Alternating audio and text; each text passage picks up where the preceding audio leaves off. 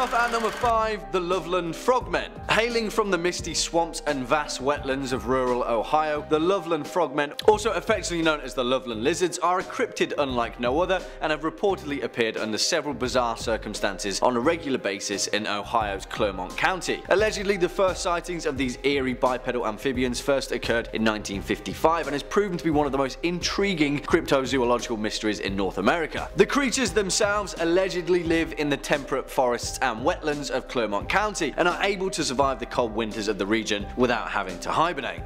Useful. During their first sighting at approximately 3:30 AM, a local businessman was driven down a lonely stretch of road, running alongside the Miami River on the outskirts of the small town known as Loveland, Ohio. Suddenly and out of nowhere, the man claimed to have witnessed 3 bipedal quasi-reptilian entities emerge from the dense reeds and begin to congregate by the side of the road. The man slowed down and turned out his lights as he pulled his car up to a curb to observe these creatures further. He claimed that they stood between 3 and 4 feet tall, were covered with leathery skin, and had webbed hands and feet. Their most distinguishing feature though was their distinctly frog-like head, which the man claimed bore deep wrinkles where their hair should have been. Well, since then, over 5 more sightings of the Loveland Frogmen have occurred over a 60-year period. What do you guys think?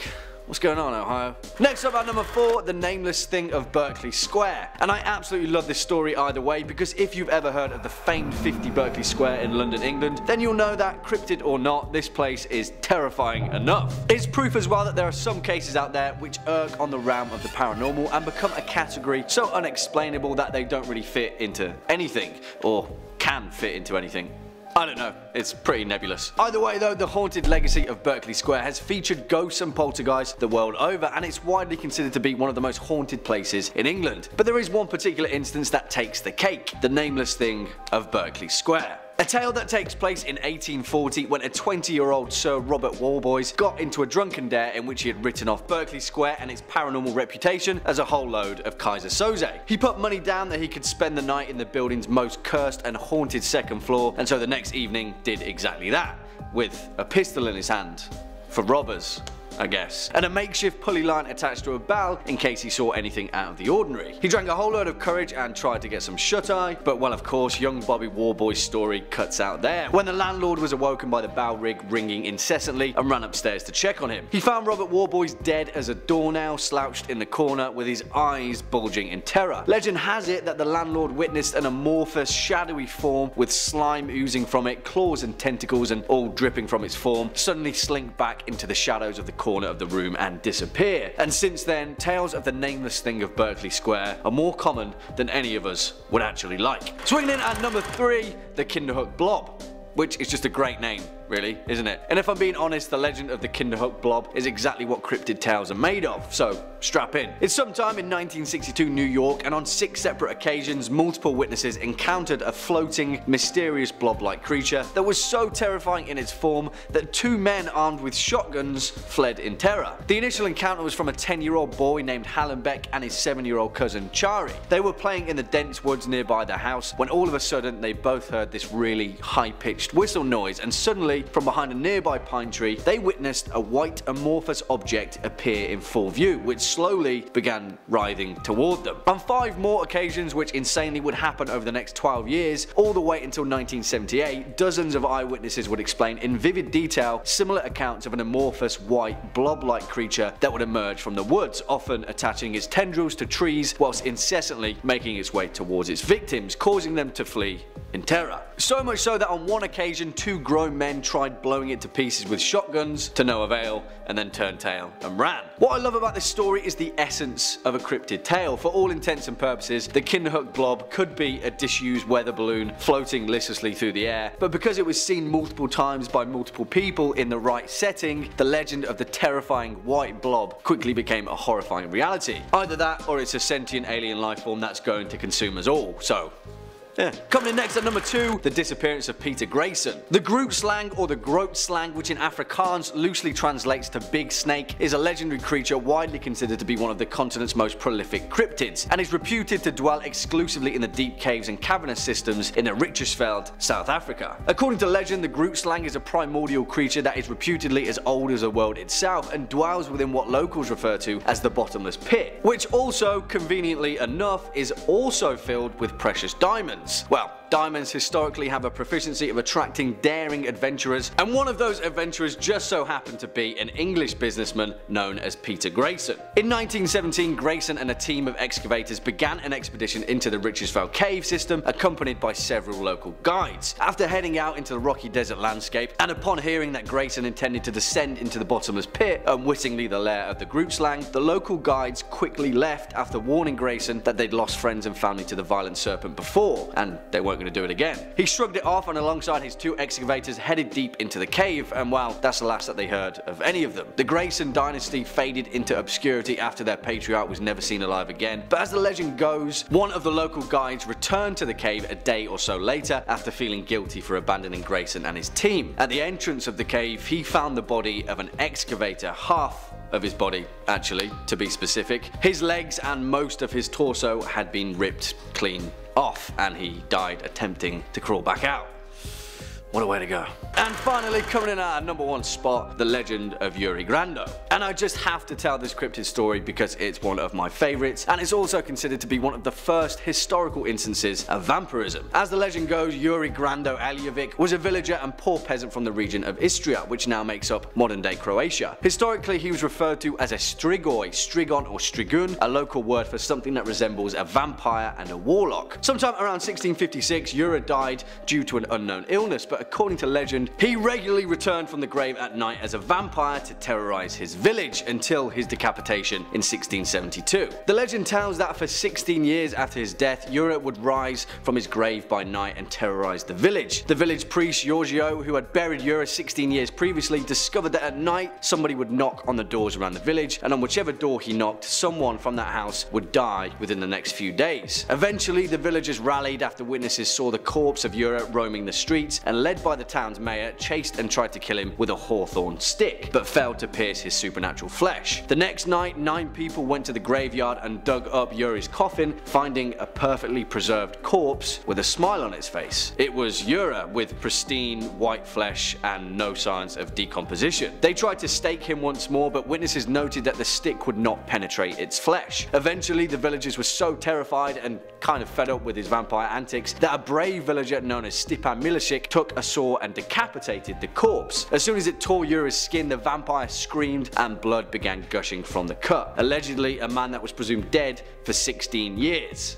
Yeah, that one's pretty worrying, right? Number 5, the Fresno Nightcrawlers. Starting off the list is going to be my favorite cryptids in the whole wide world, the Fresno Nightcrawler. If you've never seen footage of them, it's going to change your life. Look at them. Look at the way they stride around like a pair of pants that came to life. These things are the absolute perfect cryptid to me. There's never been a story of them hurting anything or anyone. There's no livestock that goes missing when the Nightcrawlers are around. It's just some chill dudes going for a late night stroll. I can really get down with the lifestyle that the Fresno Nightcrawlers are about. The Nightcrawlers were first spotted in Fresno, California, which makes a lot of sense why they're called that. They've been mostly spotted in California almost exclusively a couple times, save for one reported sighting in Poland, so must have been a pretty long walk they were going on. The first recorded sighting was by a man in Fresno named Jose, who claimed that during the night he heard his dogs freaking out at something outside. He went to go see what his dogs were making so much noise about, and through a security camera system in his home, he saw the 2 little crawlers making their way around. He woke up his brother to come watch the footage as well, but by the time he'd awoken, the creature was already gone. The next morning, they called in investigators to inspect the lawn and the footage, but there was absolutely no trace of anything. No footprints, no spots, nothing. All they had was grainy CCTV footage of the Nightcrawlers making their way down the lawn. Since their sighting, there's been endless debate as to just what the Nightcrawlers are. Some suspect spirits or ghosts, because they do look kind of spectral in the video, but a number of people have also put forward the idea that the Nightcrawlers could be visitors from another world. They don't look like anything on this planet, so maybe they came down. Who's to say? The only person who can truly decide is you. And hey, if you want to see loads more videos of things what might be cryptids or what might be aliens, then you already know the vibe. It's Top 5 Scary. We got more videos of cryptids and aliens that you could ever watch, but you're welcome to try. Stay subscribed and don't miss a scream. Number 4. The Enfield Horror. The Enfield Horror is a pretty notable cryptid in American history, and it gets its name from a small string of sightings when it terrorized the town of Enfield, Illinois. The creature has been described as a small, goblin-esque being. Oh, you know how I feel about goblins. It doesn't really resemble any living animals on this planet that it could very easily be described as. It's reported as having 3 legs and leathery skin and moving in a vaguely monkey-esque way compared to a baboon hopping around. So the first time the Enfield Horror was ever spotted, it was in 1973 by one Henry McDaniel. He and his wife had been out that night and were returning home and were greeted by their children. The kids had told their father that there was something they'd seen outside that was trying to get inside the house by scratching on the door. Mr. McDaniel initially assumed it was probably just a cat or a dog, but later on during the night, that peculiar scratching came back again at the front door. He went out to shoo the animal away and was shocked at what he saw. He described to police that it had 3 legs on it, a short body, 2 little short arms, and 2 pink eyes as big as flashlights. It stood 4.5 feet tall and was grayish colored, and it was trying to get into their house. McDaniel saw this weird little thing and thought best to rid the world of it and fired at it. He claims he struck the creature, telling police that, "When I fired that first shot, I know I hit." He says the creature hissed at him, claiming that it sounded like a wildcat hissing, and then proceeded to bound away in long leaps across the yard. The next day, police were alerted to the story and sent over to investigate the yard as to what happened. They didn't find much, but they did find 3-footed tracks throughout the yard. So just what on earth was the Enfield Horror? Or is that the operative word? Was it of this earth? Could it have been some animal that had lost a leg and was injured limping around? Or is it something that had slipped out of an enclosure from a UFO and was hopping around our planet looking for a new meal? Coming in at number 3 is the Chupacabra, one of the most famous cryptids maybe ever in urban folklore. For those somehow not in the know, the Chupacabra is often thought to be a canid-like monster, and is purportedly responsible for disappearances of livestock, predominantly throughout Mexico and the American Southwest, but also propping up in places like Puerto Rico. You know, a Chupacabra has been around whenever you find that your livestock has either gone missing or is found dead with all its blood sucked right out. This is actually where the name comes from. While most depictions of the Chupacabra almost always define it as being a coyote-like creature, albeit a twisted, mangled looking one, usually described as a totally hairless dog with beady black eyes and a sleek figure. There are some stories and sightings of Chupacabras that describe it as being more like a demon or an alien, describing it as being a humanoid creature, often reptilian in nature, walking around on 2 legs and feeding on livestock. In all the years since Chupacabras have first been reported, though there are countless sightings, there's never been a fully recovered one that we couldn't explain. Everything that's been found by hunters always ends up turning out to be dogs with mange, being misattributed to being the cryptid. So maybe, is it possible that there's been a giant mix-up, and all the sightings of Chupacabras that report them as canines are just that, just sick dogs that get mistaken for looking something weird, and that the real Chupacabra is the reptilian, more bipedal sightings that get reported. It could explain why there's never been one recovered, and why livestock keeps going missing under bizarre circumstances. It's even possible that the drained livestock could be creatures that have been recovered to study, abducted under bizarre experiments. Could Chupacabras themselves be in a bizarre experiment that's been unleashed into our world? A hybrid chimera breed that was created by alien life and let loose on us to run havoc on us? Number 2. The Dover Demon. The Dover Demon looks outright like an alien, maybe more so than anything else on this list. Its description describes it as a pale, naked, leathery creature with a giant watermelon-esque head and no discernible facial features outside of 2 gigantic eyes. Kinda looks like Roger from American Dad. It looks like the exact depiction of a little gray man. The first ever sighting of the Dover Demon was in 1977 in the small town of Dover, Massachusetts. One Bill Bartlett was driving down the road with his friends late at night, until they saw something bizarre creeping along a low wall of loose stones on the side of the road. Initially, Bartlett assumed that it was just a cat, one of the most often mistaken creatures for cryptids. But as the headlights shone on it, he realized it wasn't like anything he had ever seen. The creature slowly looked up to stare at him, and he described it as having peach-colored skin with a rough texture akin to sandpaper. Not long after initially seeing the Dover Demon, it disappeared almost into thin air. The creature vanished. It's been wondered, actually, by cryptozoologists after this sighting if perhaps the creature had some sort of camouflage ability or some sort of transportation ability even. Given the extreme resemblance to little greys, the alien most commonly described as being the ones responsible for most abductions, could it be possible that the Dover Demon was something scouting out, a creature looking out from above the stars? Could that possibly explain why the creature was able to vanish so quickly? Was it just a remarkably sneaky little fella? Or is it possible that it was technologically advanced in some way, or being backed up by someone else who beamed it on back to whatever ship it came from?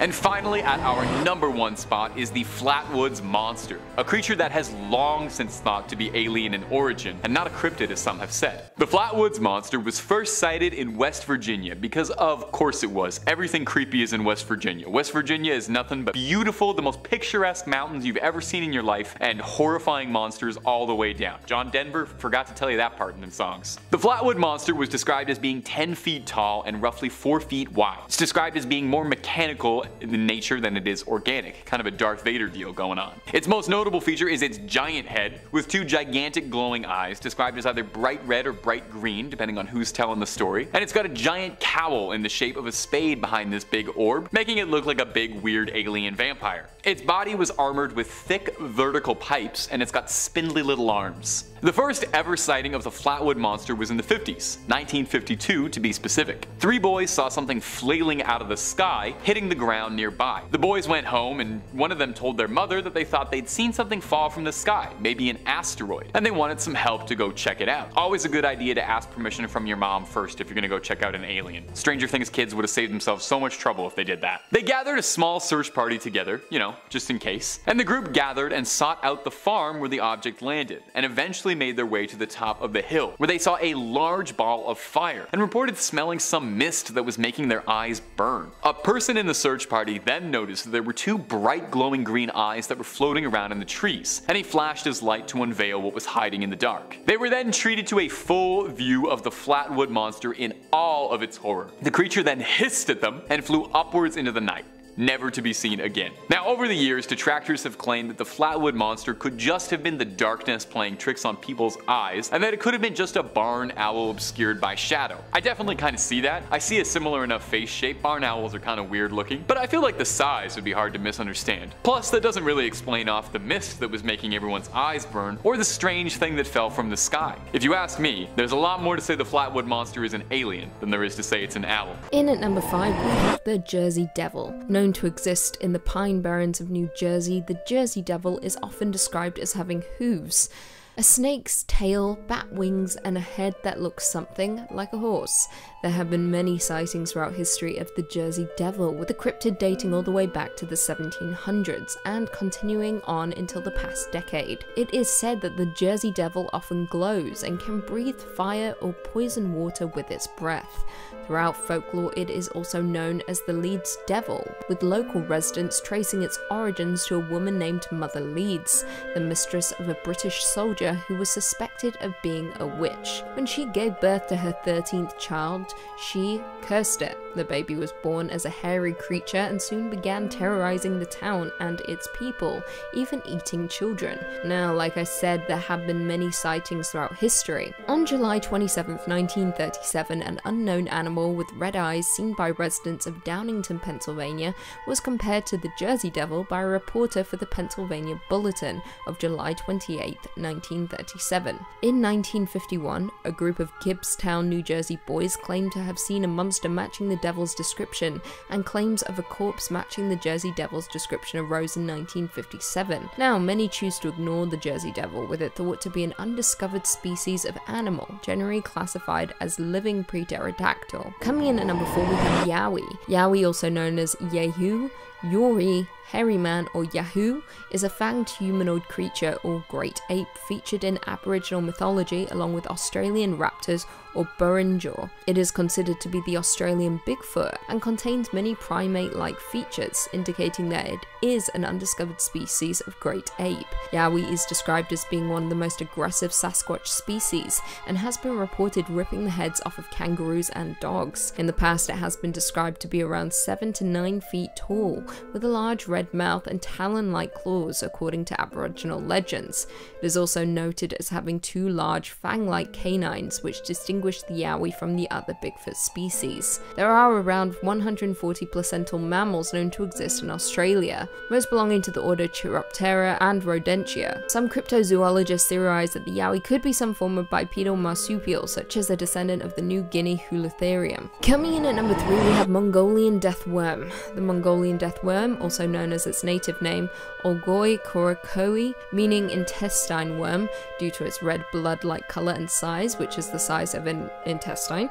It has often been described as around 2 to 7 feet long and possesses the ability to spit out a corrosive yellow saliva and generate blasts of electricity. Mongolian nomads believe the giant worm covers its prey with an acidic substance that turns everything a corroded yellow color. Legend has it that as a creature begins to attack, it raises half of its body out of the sand and starts to inflate until it explodes, releasing the lethal poison all over the victim. It is said that the livestock and humans are its main prey, and because Mongolia had been under Soviet control until 1990, there is very little known about the cryptid. Nobody is entirely sure what the worm actually is, with some experts claiming it to be fake due to the Gobi Desert being too hot an area for annelids to survive. Some have suggested it might be a skink, but they are said to have little legs and scaly skin, whereas witness accounts have specified that the worm is limbless and smooth-bodied. In 2005, an expedition from the Center for Fortean Zoology crossed 1,000 miles of the Gobi on the track of the death worm. They concluded it was likely a large unknown type of worm lizard, and the powers that were attributed to it were apocryphal. Coming in at number 2, we have Ahul. The Ahul, or the Athol, is a winged cryptid often portrayed as a giant bat or even a flying primate depending on the variation. Tales tell of it living in the deepest parts of the jungle of Java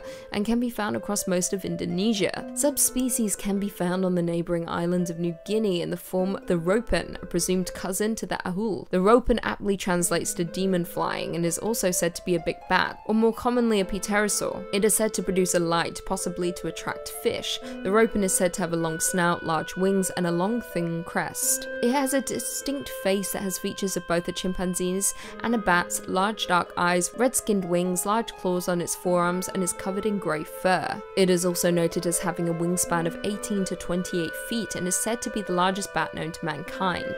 Now back to the ahuls. They are said to be covered in a thick brown or black fur much like fruit bats, but unlike bats have a long, powerful legs and claws and are supposedly capable of pouncing on and snatching up living prey, including humans. Sightings of these winged beasts are often dismissed simply as mistaken glimpses of owls, eagles, and other large birds of prey that inhabit the rainforests. However, many sources can confirm that the beast does in fact exist, and may even be an isolated and undiscovered species. And finally, coming in at number 1, we have Black Shuck. Black Shuck, or Old Shuck, or simply Shuck, is the name given to an unknown creature which is said to roam in East Anglia. It is one of the many ghostly black dogs recorded across the British Isles. The Black Shuck is often recorded as an omen of death, and some occasions a more companionable animal. Although it is classified as a cryptid, there have been various sightings and reports of the animal's appearance throughout the United Kingdom. For centuries throughout England, many have told tales of large black dogs with malevolent flaming eyes are often depicted as red or sometimes green. According to reports, the beast varies in size and stature from that of simply a large dog to being the size of a calf or even a horse. Other accounts report that Black Shuck as floating on a carpet of mist, or even appearing headless. According to folklore, the Shuck haunts East Anglia, primarily coastline, graveyard, side roads, body of water, and dark forest. W.A. Dutt, in his 1901 Highways and Byways in East Anglia, describes the creature, I quote, "He takes the form of a huge black dog and prowls along the dark lanes and lonesome field footpaths where, although his howling makes the hearer's blood run cold, his footfalls make no sound. You may know him at once, should you see him, by his fiery eye. He has but one, and like the Cyclops, is in the middle of his head. But such an encounter might bring you the worst of luck. It is even said that to meet him is to be warned that your death will occur before the end of the year." As I stated before, the Black Shuck has been reported many times, with one of the most notable reports being the appearance at the churches of Bungay and Blyberg in Suffolk. On August 4th, 1957, Black Shuck was said to have burst in through the church doors to a clap of thunder.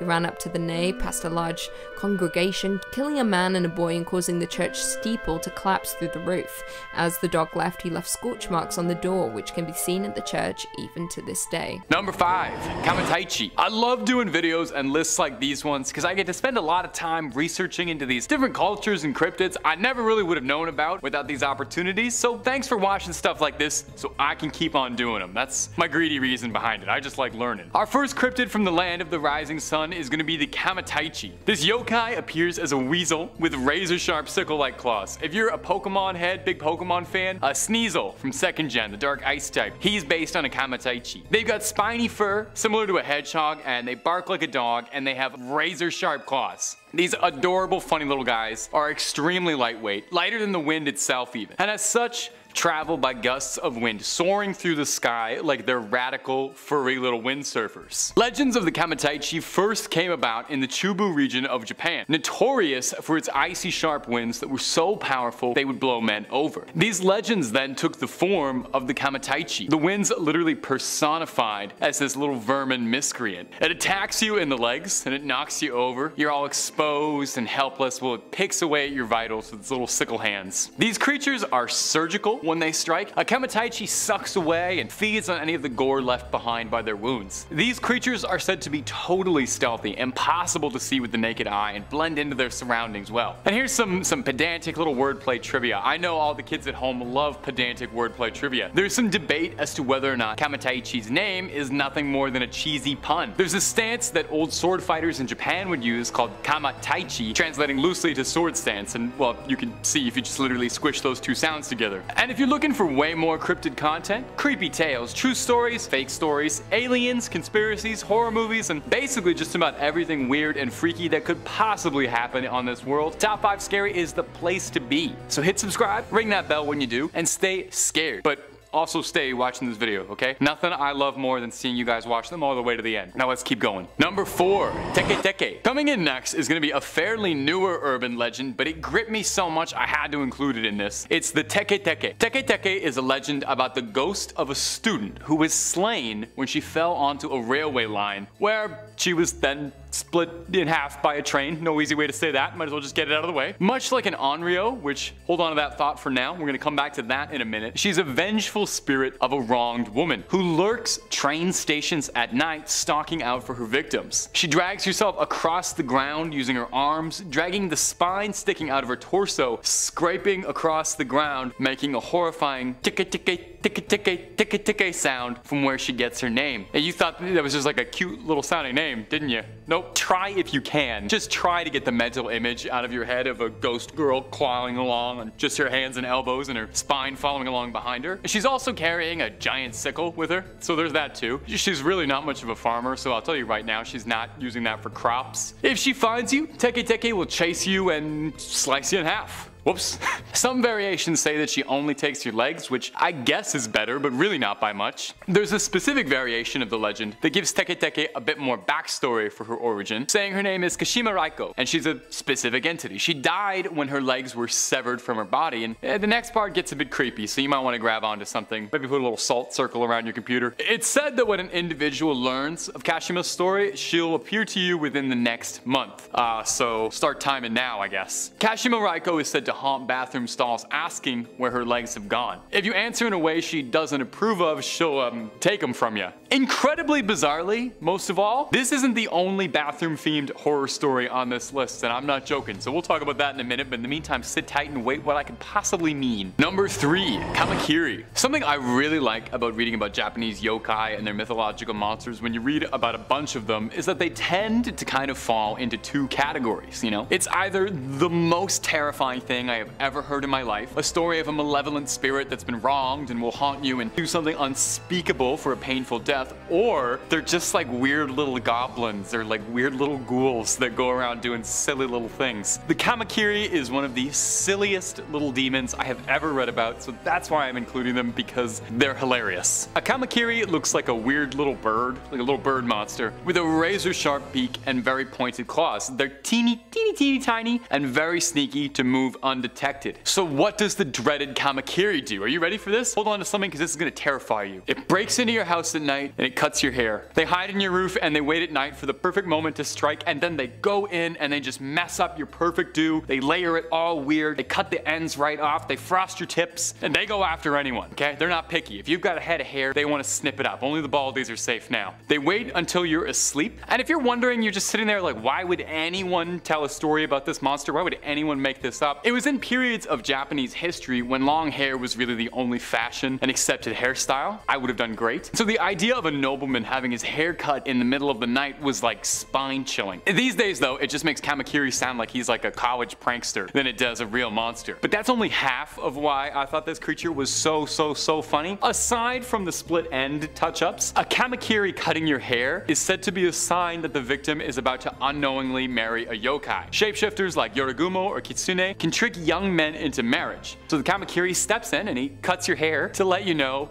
you might accidentally end up marrying a demon spider shapeshifter woman. And I just got paid to say that sentence out loud. We made it, ma. Kamakiri, you might win the top 5 scary award for one of the funniest cryptids we've ever talked about on the channel. A solid number 2 compared to my true favorite, Akaname, the demon that comes into your bathroom and eats waste, which I guess would make him number 2. That's the rudest joke I'll ever tell on this channel. I'm so sorry. You guys can cut that if you want. Okay, moving on. Number 2, Akanto. The Akanto, also known as the Red Cloak, is a masked spirit and may very well be one of the most evil, weird creatures I've ever heard described in folklore, so just wait till you get a load of this. Not like any good folktale, there are some local variations in how Akanto operates, but the elements that remain consistent across all tales are that the Akanto preys on you during your most personal moments. You know, he tends to come for kings who sit on a porcelain throne. He visits you in the smallest room in the house. He catches you with your pants down. This demon comes for you when you're on the toilet, if that isn't quite getting across yet. I didn't know how to just say it. The Akanto then offers you a deadly choice, pulls a little matrix on you, and it asks you to choose between red toilet paper or blue toilet paper. Kind of like that one scene from Squid Games with the guy offering the paper. Actually, a little funny trivia, the creator of Squid Games confirmed this monster is what inspired that scene, so a little symbolism about that you didn't know about before and now you do. Now it's all a trick question, of course. Neither of the toilet papers this ghastly spirit has for you are anything like the Royale kittens. The red paper means you'll find yourself all cut up, leaving behind quite a mess, and the blue option means you'll be left gasping for air, clean but slow and painful. The only way to escape the Akanto's dreaded game is to tell him you've got enough actually, and thanks for asking, but you're good. No, really, you just have to ignore him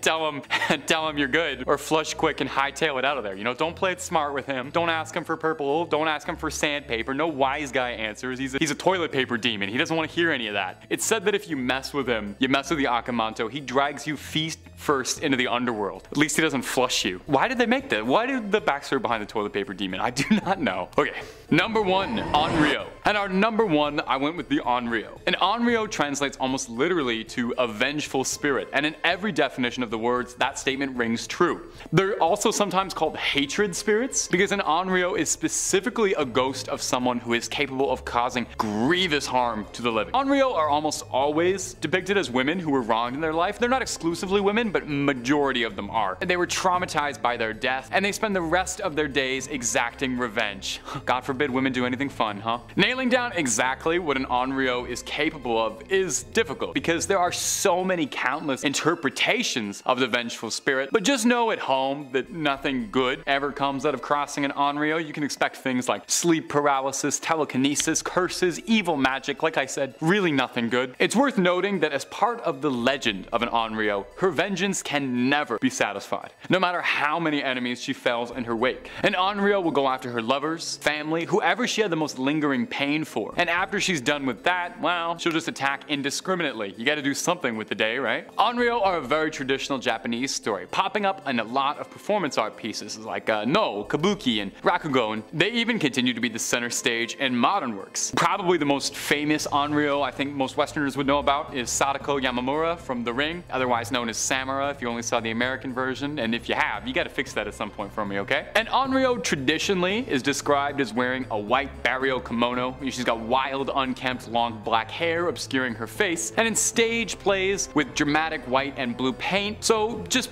she looks like the girl from The Ring, basically. And how does one stop an Hreo? Oh, you don't. Yeah, there's nothing. Once she's coming for you, she's coming for you, so, you know, be nice. Just be nice to the ladies in your life and hope that they never come back as vengeful revenge spirits. Number 5, some strange noises. One of the creature's signature calling cards is said to be its horrific wails, its pained shrieks that don't sound like any animal animal you'd recognize. It's also said that it's been able to imitate human voices to better lure out its prey. And perhaps those disconcerting sounds were caught on tape as recently as 2019, when a series of howls and shrieks left a hunter and a government biologist searching for answers as to what was going on in those woods. Gino Mikas was hunting with his wife and grandson in northwest Ontario in a fairly remote rural area, about 50 kilometers away from the nearest sign of civilization, most likely an en route. Sorry, rest of the world, that joke is just for Ontario. It's a Canadian cryptid, what can I say? At first, I thought it was a moose, but my mind changed when it screamed again and again. Mikas is an avid hunter, a resident of Sioux Lookout, and knows his way around the woods and what creatures should be living in it. He added on saying, "I've heard many different animals in the wild, but nothing like this. I grew up hunting with my grandfather for the first 12 years of my life.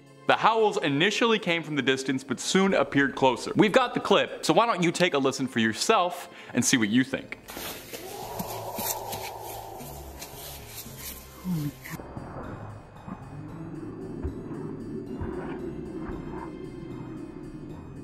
Now, some speculated that it could be a grizzly bear. However, there's not a lot of evidence for that since grizzlies don't really live in these surrounding areas. They are known to roam, but there's not reports of grizzly bears nearby. Others speculated that it could be a wolf, which definitely is possible, but you would think that an expert seasoned hunter would recognize a wolf. So, there's a number of people who speculate that this could be the mythical Wendigo caught on tape. And if you're looking for way more stories of folklore, creatures, cryptids, well, you already know what channel I'm gonna recommend. It's the one you're watching right now. We've got tons and tons of scary lists just waiting for you to discover. So hit that subscribe button, please make sure to hit that bell so you don't miss a single scream and get all caught up. But do that at the end of this video if you wouldn't mind. I got way more Wendigo sightings coming up for you. Number 4, Southern Ontario sighting. Our next story also comes to us from my home province of Ontario. Makes a lot of sense. It's where a number of regional myths revolving around the Wendigo all originally stem from. Now this one comes to us from an anonymous Redditor who posted to the Skinwalkers subreddit detailing a strange encounter that they had, possibly with the creature.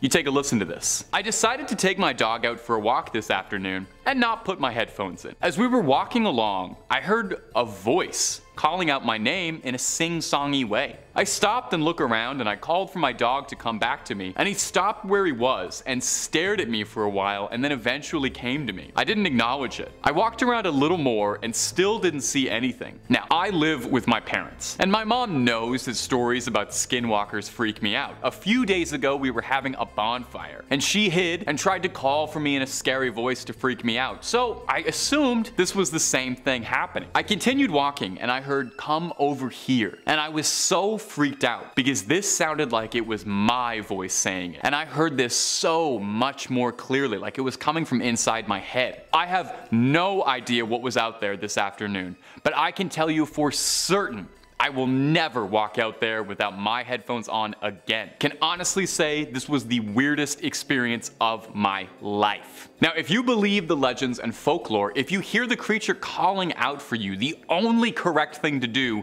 is to ignore its attempts to lure you away. You don't want to go toe to toe with this thing. You're not going to stand a chance. So it sounds like the original poster in this situation, even though they were scared out of their wits, still made the right decision and got off with just a scare and a story instead of something much, much worse. Number 3, the man in my scope. This next story comes to us from an interview that a YouTuber, Funkalopagus, did with a hunter who thinks he had an encounter with the creature or something else deeply strange late at night. He originally posted this story to Reddit with the name Perpetual Connection, so that's what we'll call him if it comes up. He says he was hunting boar. He was saving up for a while to get a special thermal vision scope. He took it to a range and waited from 10 p.m. to 2 a.m. to find a good boar to bag, but surprisingly wasn't finding anything. And he noted that the area that he went up to was shockingly empty of wildlife, no deer, no rabbits, no coyotes, nothing, as opposed to it usually being pretty plentiful. So he was getting himself ready to leave, assuming it must have just been a bad day, when he heard a crunch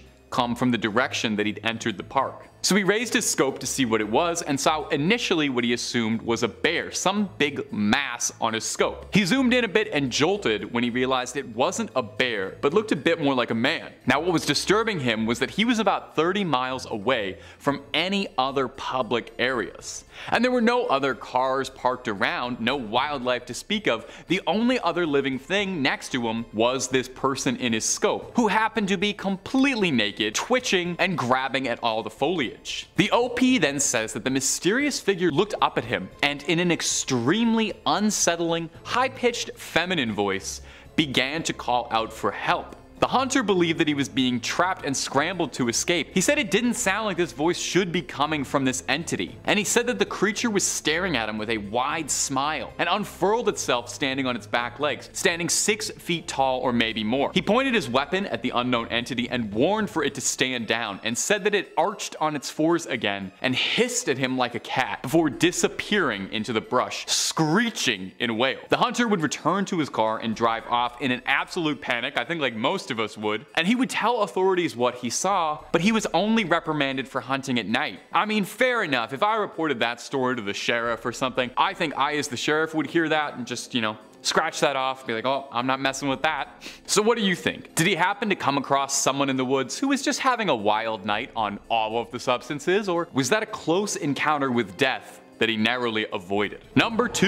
the 2019 sighting. This next sighting happened in 2019. It's the same time as the first point. Coincidence? Absolutely, but worth mentioning nonetheless. This next story was posted to Reddit by a user named Bradley Innovates. Bradley tells about how he had just been discharged, honorably, don't worry, from the Marines and was returning home to his home state of Alabama. Sweet home Alabama, and was catching up visiting on old friends. His best friend Jacob in particular. The two of them had been friends their whole life and usually got up to, boyhood stuff, hanging out in the woods, that kind of thing. The two of them traveled out to a secluded campsite that they'd enjoyed when they were younger, bringing a long arm with them for target practice. The two were chatting and eventually got onto stories of cryptids in the woods, namely, you guessed it, the Wendigo. His friend told him one could summon this creature by speaking its name 3 times into the woods like Bloody Mary. I've said its name like 9 times in this video. I'm speaking into a camera, so I hope that's okay. I hope I'm not cursing you out there. Might be best just to sage your house a little bit after watching this video. Anyway, Bradley played along and spoke his name out 3 times, only to discover nothing happened. Until he heard a snap in the woods,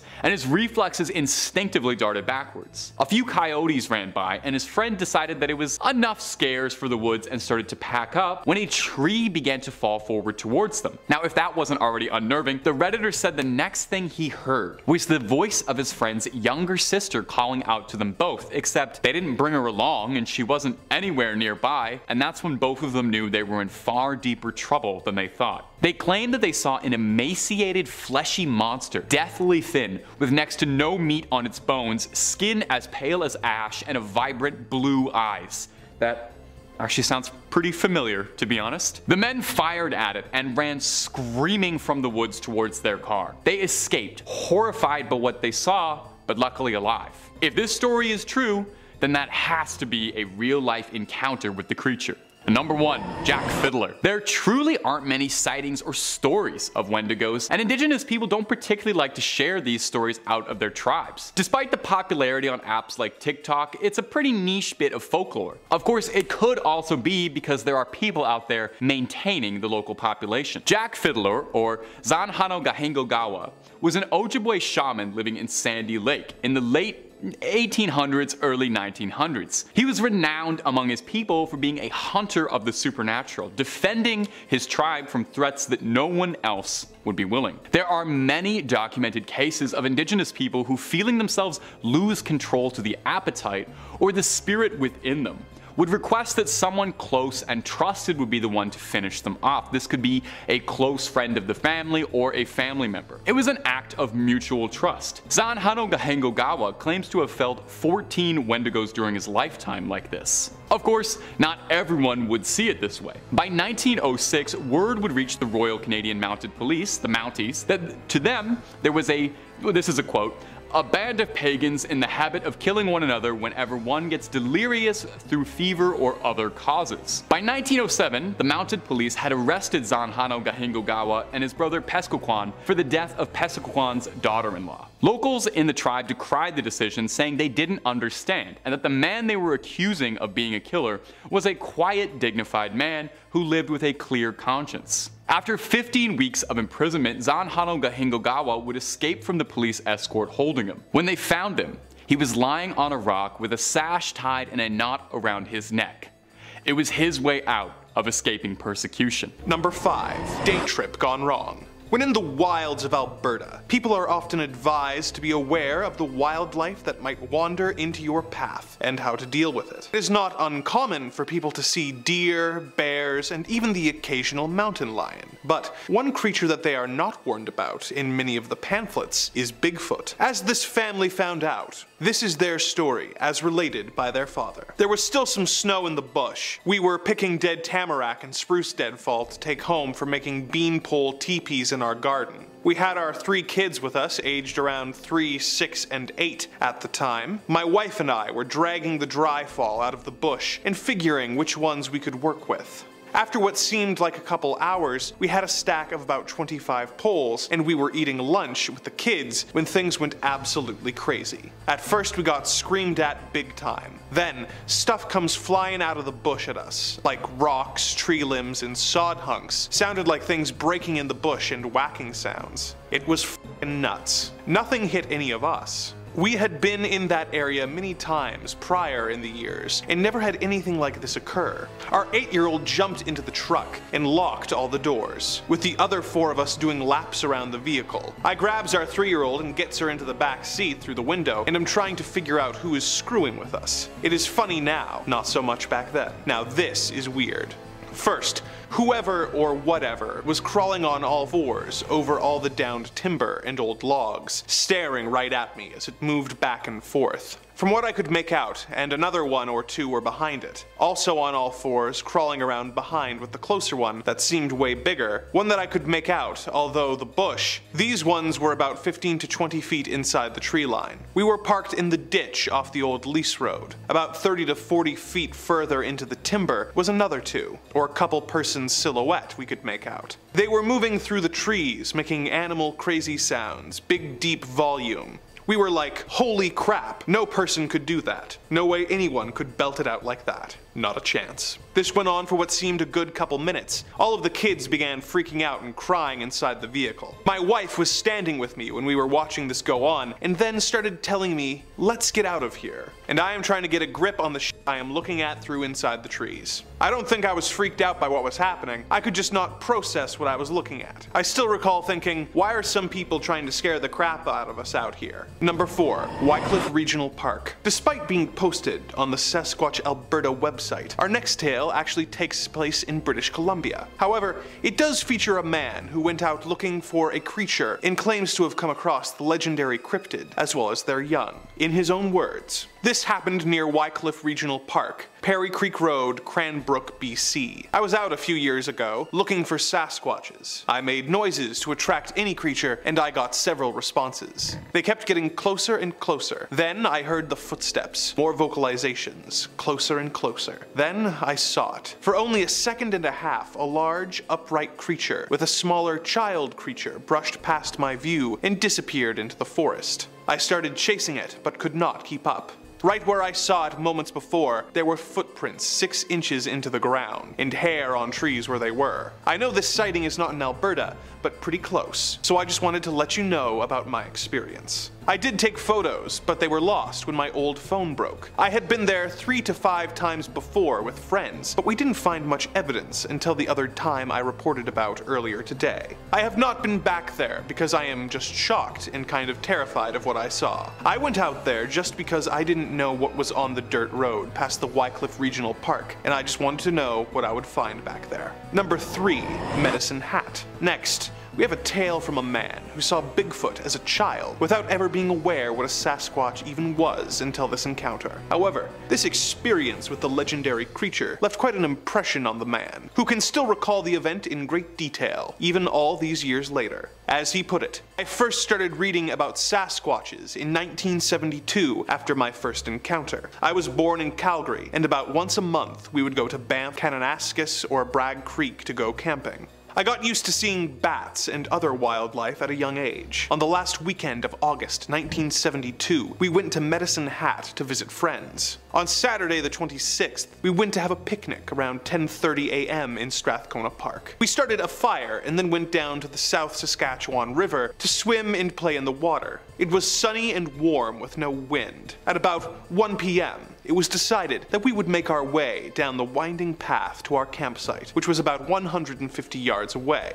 Eager to get a hot dog on a stick, I ran ahead of everyone else. About 75 yards down the path, I was jogging when I suddenly smelled a strong odor. I stopped, and it smelled like a freshly washed dog that had rolled around in garbage for a week. I heard a light rustle to the right, and as I turned to look, I saw a large black and red furred back of something facing away from me to the west. I could hear the creak about 30 yards ahead of the creature I was looking at. Its butt was a couple inches off the ground. It was hunched forward at some Saskatoon bushes, and it had a cone-shaped head that seemed to be sitting on its shoulders. It was about 4 feet wide at the shoulders and about 5 feet high. It made no sound or movement, but when I thought to myself, what am I looking at? I was answered by a thought of, you don't see me, I'm not here. I wondered what I was looking at again, and again I got the same response. Suddenly it quietly muttered a chattering sound, and when I heard it, the thought of get out of here now entered my head. Without hesitation, I started running towards the campsite, and as I did, I could hear a heavy thump, thump, thump sound running towards the creek,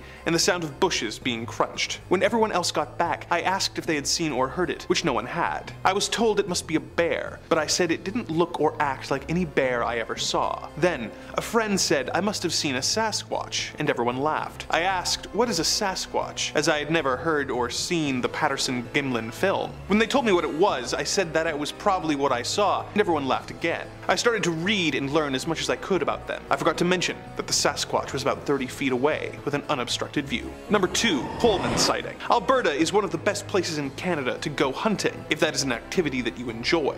There is a variety of wildlife and strict rules in place to ensure that none of the animals are over-hunted. However, you can't get tags to hunt a Sasquatch, which is probably for the best, as this hunter found out when he was making his way up a mountain and came face to face with an animal he wasn't expecting. This is his story. I was hunting 19 kilometers north of Coleman, Alberta. It was late afternoon, early evening. I moved up the mountain, following a game trail through some heavy brush, tracking some elk in the area, and I came upon what I thought was a very large black bear in the brush, about 30 feet ahead of me. It stood up on 2 legs and turned to look at me when I realized it was not a bear, but a large, heavy-set animal with a black face and no snout, ape-like in appearance. It looked surprised but not scared of me. It backed away from me and disappeared up the slope rapidly, and reappeared short about 150 feet up the slope. It looked down at me and called at me with a weird screech that made my hair stand up. It then quickly disappeared up the slope. I tried to go up a little farther, but the slope was very steep, and I couldn't figure out how it was able to move up the hill so quickly. Shortly afterwards, a bunch of bighorn sheep came stampeding down the slope from where the thing had gone. They looked terrified, but ran right past me in their haste. I decided to join them and made my way back, looking over my shoulder the whole way. I could have shot it,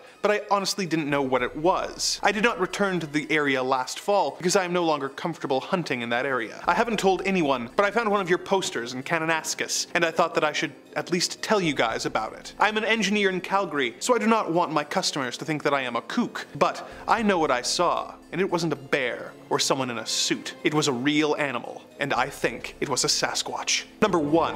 A log driver's waltz. When driving on the roads, it is important to pay attention so you can avoid objects that are thrown at your vehicle, whether it be garbage, rocks, or even giant logs being thrown at you by a cryptid, as this motorist learned in our next story. Driving north on the existing right-of-way, off to the right and part way up the mountainside was a staging area for logs, pre-cut to length and stacked, awaiting pickup. The beginning of the slope uphill was approximately approximately 100 feet from our truck. The logs were staged about 200 feet up the mountainside. Keeping in mind that as you look up the mountainside, the staged logs become further away from the truck, left of center. These logs weren't overly large in diameter, but I would estimate them at 8 to 12 inches. The vehicle was traveling at roughly 15 kilometers an hour. The weather was slightly overcast with a light mist of rain. Out of the corner of my eye, I saw a log descending from the staging area to my right and being propelled towards us and the truck, passing through the air in front of us and landing off to the left, only feet from us as we passed by. The log appeared to be launched as opposed to falling off the stack. It would be impossible to fly through the air in the distance it did without some momentum behind it. At this point, I accelerated and removed myself as quickly as possible from the area. Not knowing if this is a hot spot for sightings or not, most likely this just becomes another story without verification. I cannot state that this would be a Sasquatch or Bigfoot incident, but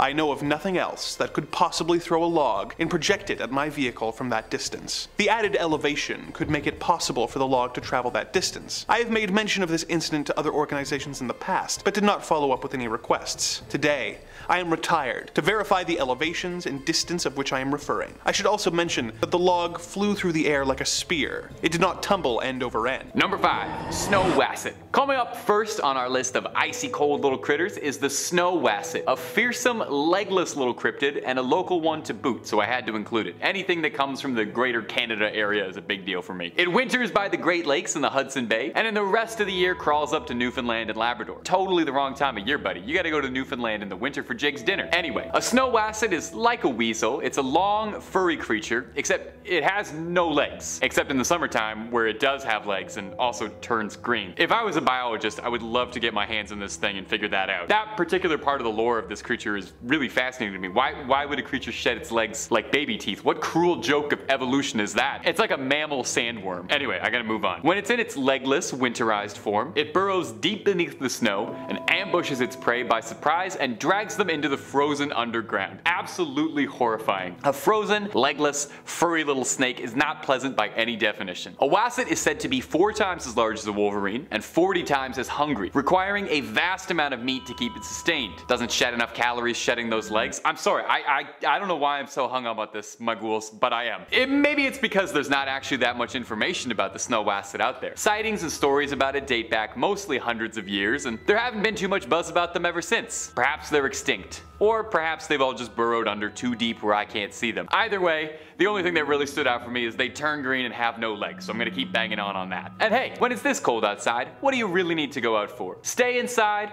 order some food, turn the heat up, and keep watching Top 5 Scary for the rest of the night. And while you're there, maybe think about tossing a subscribe your way if it's not too much trouble. Number 4, the Knuck. Coming up next on this list is the Knuck, a cryptid that I had never heard of before researching for this video, so I hope it's new to you too and you get to learn something cool. The Knuck is an old Nordic myth, a demon of the sea appearing as a horrifying, demonic, part horse, part man, part thing hybrid. Seriously, this thing is disgusting. It looks like somebody glued a bunch of leftover horse parts and man parts together, and it's completely skinless, leaving its exposed flesh to all the elements to see. Kinda looks like one of those behind the scenes videos of how they make McDonald's chicken nuggets, you know? The Knuck is said to be trapped in the sea during the warmer months of the year, and then come winter is set free to wreak all kinds of havoc. This thing is pure evil, destroys just by breathing. The horsey head part emits toxic fumes just by opening its wretched maw, and this vapor causes crops to wilt, people to fall ill, and drought soon follows after. I see why they keep this thing locked up for most of the year, because it kinda sounds like a royal nuisance. It's thought that the Knuck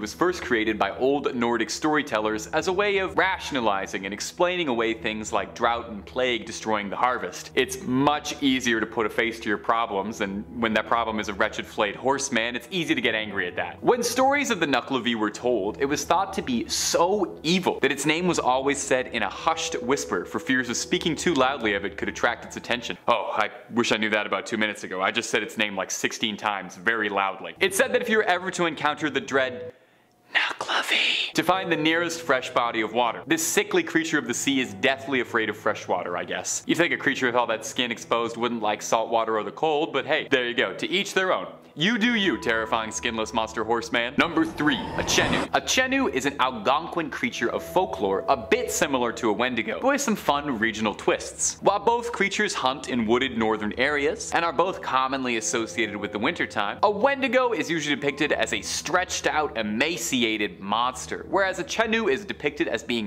massive, very furry, and only getting larger and larger the more it eats. Actually, reading that back now, I realize that's not terribly impressive. Most things get larger and larger as they eat. Much like a Wendigo though, a Chenu is thought to have been formerly a man who was turned into a beast, either through their greedy ways, refusing to feed the starving, or for those who give in to the darkest of temptations and consume human flesh willingly. A Chenu is described as looking like a cross between an old man and a beast, large and imposing in appearance, with big chunks of their own flesh missing, possibly self-inflicted. They cover themselves in the forest, hiding themselves with leaves, bark, snow, pine needles, until they look like a horrible lint roller of the woods that walks upright. Interestingly, unlike a Wendigo, it's thought that the process of turning into a Chenu can actually be reversed. There's some good news. In some folk tales, the way to cure a Chenu is a special medicine that can cause them to vomit up their frozen heart and vomit up the flesh that they've consumed, causing the afflicted to revert back to their human form in a sight that is no doubt disgusting for everybody. But if this isn't possible, if you don't have this medicine on hand, or it's just not feasible to trick a Chenu, you can also get it to eat salt, which will apparently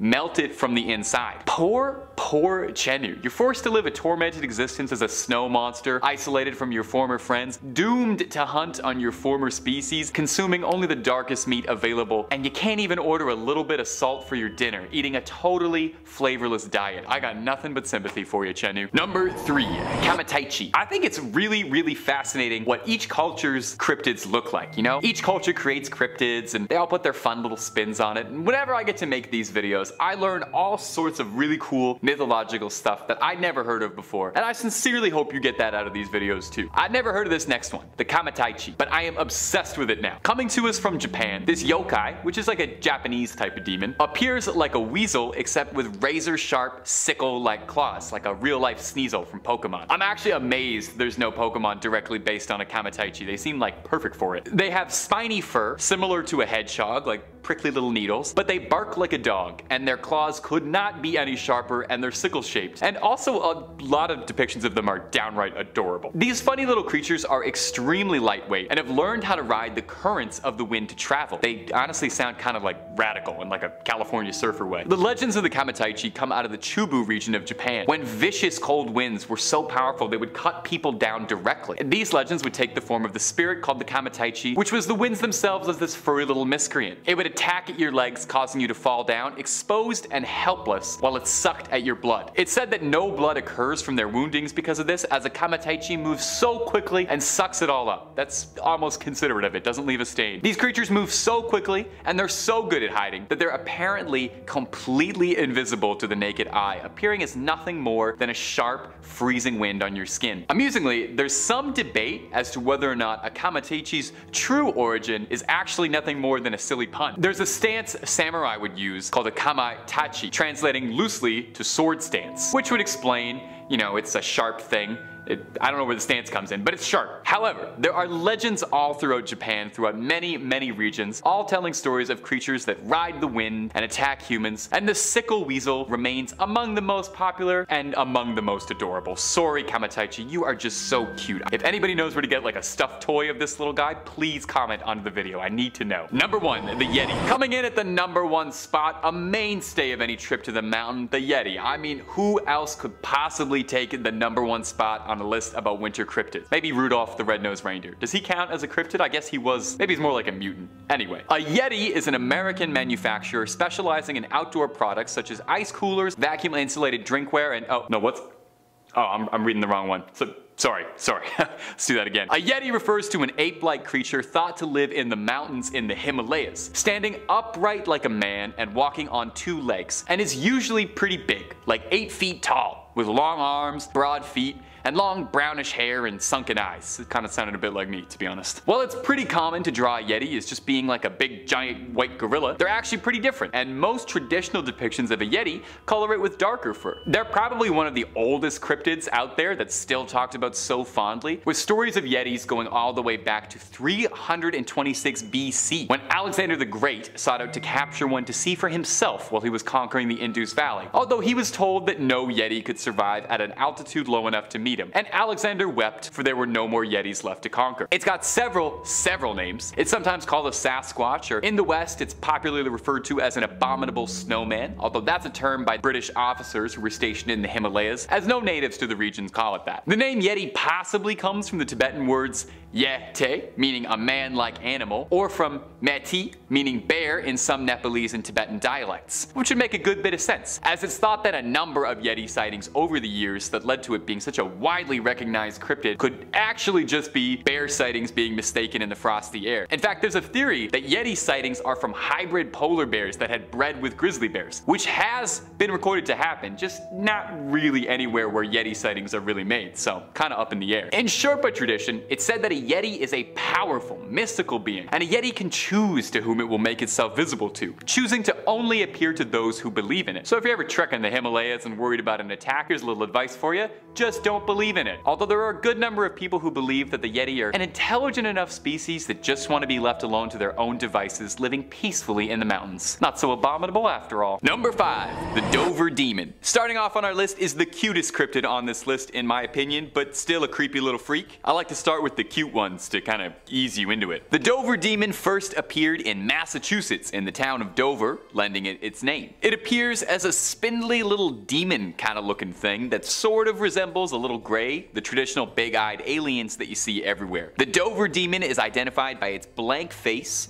its red glowing eyes, and its hunched quadruped stature. The Dover Demon was first recorded in the late 1970s, discovered by 3 teenagers who were driving through Mass when they saw something bizarre being lit up by their headlights. Initially, they didn't think too much of it until they noticed that the creature in front of them looked more like a human than it did an animal. The driver, one Bill Bartlett, described the creature as resembling a baby with elongated arms, tan, sandpaper-like skin, which was coarse looking, and no nose, ears, or mouth to speak of on its bulbous, enlarged head. Bartlett claims that he only got a good look at it for a few seconds before it vanished off into the night. Now, there are some who speculate that the Dover Demon is capable of rendering itself invisible, or camouflaging itself because of the description of this story, and that during daylight it prefers to hide itself in the trees of Dover. Now bizarrely, I think, some skeptics write off the Dover Demon by claiming it was just a baby moose being seen at an odd angle or under strange conditions. And I don't know if I really buy that. I've never seen a baby moose at night in headlights, but I have seen a baby moose. They would have a bulbous head or front-facing eyes, and a baby moose doesn't have that, so I don't know if it's all that. A more pressing question, I think, is if the Dover Demon is a cryptid,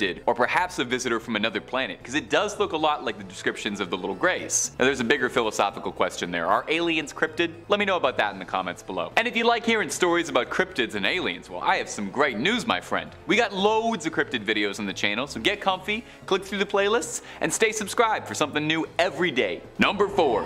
Goatman. Up next on our list of cryptids that'll keep you from sleeping is Maryland's own Goatman. Now he might look like Mr. Tumnus, but he isn't going to take you to Narnia anytime soon, and there'll be no Turkish delight in your future. Appearing as a half-human, satiric hybrid, the Goatman is thought to roam around Maryland, but he's been sighted in Louisiana and Texas as well. You know, perhaps he gets bored, perhaps he was taking a tour. The Goatman is said to carry a hatchet with him, and not for hacking any lumber. He's been said to be responsible for missing animals around the wooded areas in Maryland. Now there's a pretty good historical precedent for goats involved in mythology, with satyrs as a mythical historical cryptid, and goats have been associated with Satan and demons for generations. But the Goatman himself has got a pretty rich history in Maryland folklore. Depending on who you ask, he's either just a cryptid Goatman who wanders the woods, or if that's not satisfying enough for you, one particularly colorful origin for the Goatman is that it's the product of a mad scientist's experiment who was experimenting with goats, and when it went astray, the Goatman broke loose and started attacking passersby with an axe. I really like this one, and I choose to believe it's 100% factual. The Goatman is a pretty popular folk story with teenagers,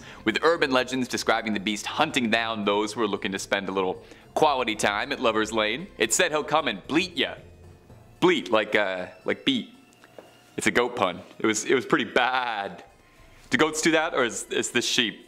I'm not sure. You know what? I shouldn't be practicing here. We're gonna move on from this. The Goatman still hasn't been seen as much in recent years, and I sincerely hope that he's still out there. Number 3, Qualpalic. The Qualpalic, or the Qualpiluit, is an indigenous cryptid, with most stories emanating from Nunavut, Canada, and Alaska in the United States. The Qualapalak is described as appearing vaguely humanoid, but having scaly and bumpy skin, and long, stringy, disgusting black hair. They are described as being disgustingly ugly and that they reek of sulfur, and I think it's worth noting that you cannot find a single artist's depiction of these things that don't make them just look like vomitatiously gross. Interestingly, the creature is predominantly described as being a female monster, although some local variations of the stories exist where it is described as a male creature, but most tales revolving it describe it as a lady monster. The Qualapalak is a bit of an icy boogeyman, snatching up children who misbehave, waiting around thin ice to crack up and drag those children down into freezing cold water. It's thought that the origin of this creature was first told as a story for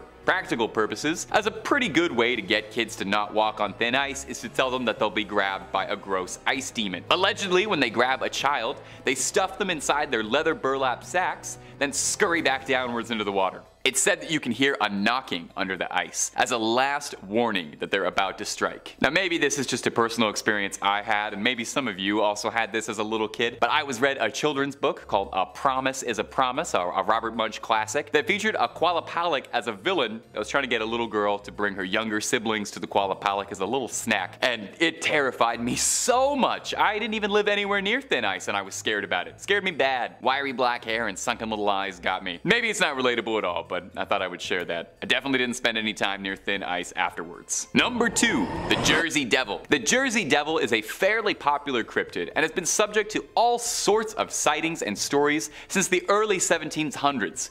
And I bet you can't guess where it usually shows up. That's right.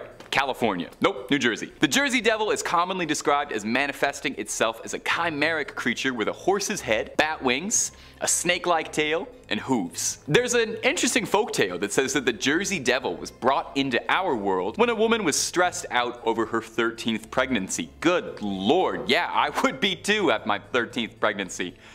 Okay.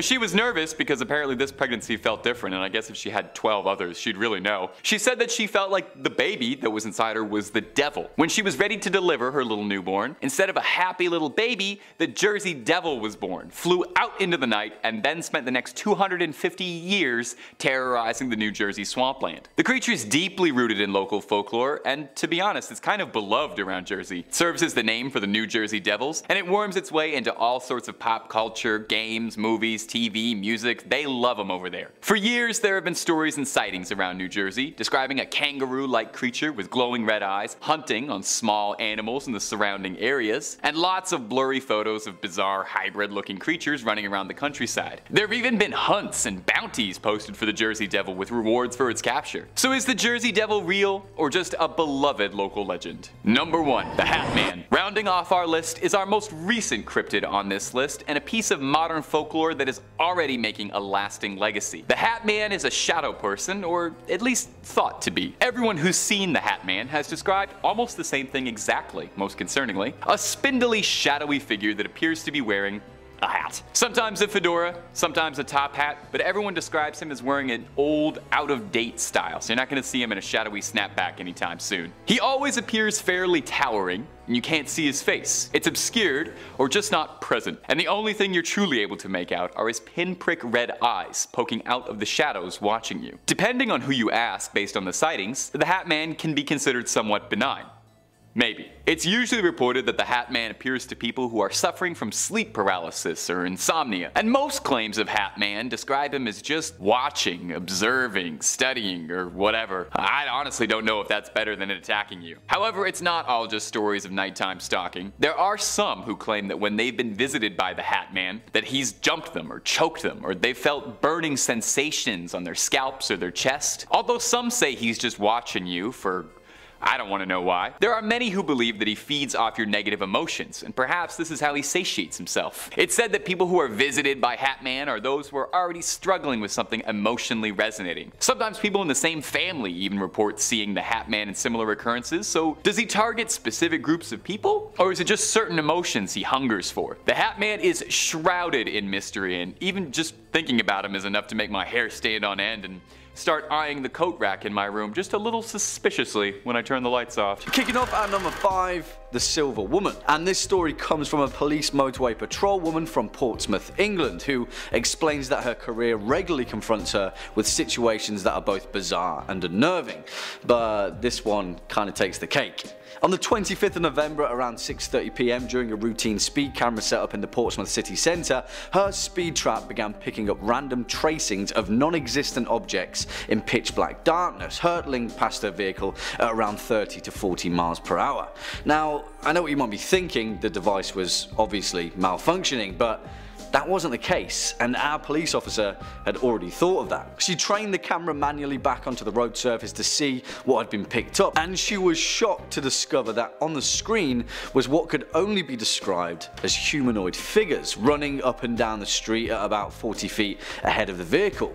Strangely enough, they seemed to have a silver appearance to them, almost shimmering and translucent.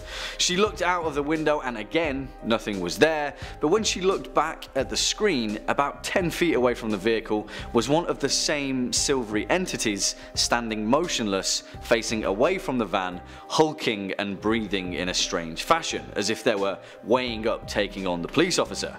What were they? Well, we'll never know, and when she played the tape back for her fellow officers, the silvery entities were nowhere to be seen. Yeah, I've got no clue about this one. Coming in at number 4, the folk monster.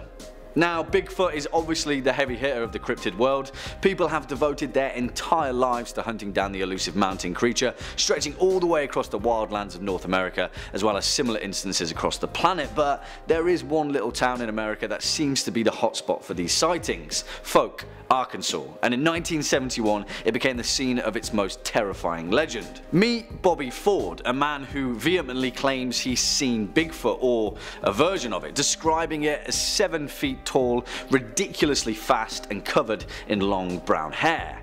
And he saw it up close and personal. It was a Saturday when Bobby and his brother were out hunting a short distance from their rural home when they heard screams in the distance. Bobby's wife, Elizabeth Ford, was frozen in horror when a creature reached through the front window, massive and hairy with glowing red eyes that made no sound except for heavy breathing. When Bobby and his brother ran back to the home, the creature turned and grabbed him as he sprinted up to the porch. It tackled him to the ground with ease and then disappeared into the woodland. The creature had left behind clear tracks in the house and nearby area, 3-toed footprints that matched the deep 3-fingered scratches that were made in the wood of the front porch. Bobby Ford was rushed to hospital and treated for minor wounds and shock, and the family were so terrified by the encounter that they moved out. They'd only lived there a week. That's terrible timing. Next up at number 3, the Grey Man of Ben Macdui. Ben Macdui in Gaelic, Mountain of the Son of Duff, is an awe-inspiring peak of the Scottish Highlands, staking the claim as one of Britain's highest mountains and the highest of the Cairngorms National Park. It's been scaled by countless people throughout history, but there are those that claim that there's something more sinister living out on the mountain: the Grey Man of Ben Macdui, and it doesn't like visitors. The creature is said to be at least 20 feet tall, and one eyewitness of the creature's presence, a respected professor and mountain climber named Norman Colley, said that he was first aware of something following him during his ascent after hearing strange footsteps behind him. Alone, isolated on the mountain, something was following him. And it wasn't human. The footsteps were laborious and delayed, as if that whatever was following him was much, much taller than he was. When he saw it, he described the Grey Man as vaguely human-shaped, brown in hue and fur, and shrouded in a strange grey mist. In 1945, a similar thing happened to a renowned mountain climber named Peter Densham, who described the exact same encounter with the exact same creature.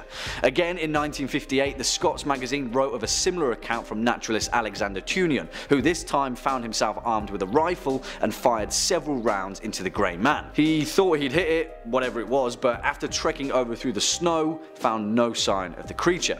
It vanished away like fog rolling across a mountain, and the mystery of the Grey Man of Ben Macdui remains unsolved. Swinging in at number 2, the Cabbagetown Tunnel Monster, which is an urban legend from my current stomping grounds of Toronto, Ontario, that is grounded in such bizarre circumstances that it remains a warning not to go wandering through the dark tunnels of downtown Toronto. I'm talking about the Path.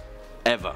Don't go there. In 1978, in the eastern Cabbagetown district of Toronto, a 51-year-old man known as Ernest had a terrifying encounter in the network of tunnels that sprawl beneath the city. He had been out searching the neighborhood for a missing kitten that him and his wife had been raising when he stumbled across a tunnel entrance and decided to explore.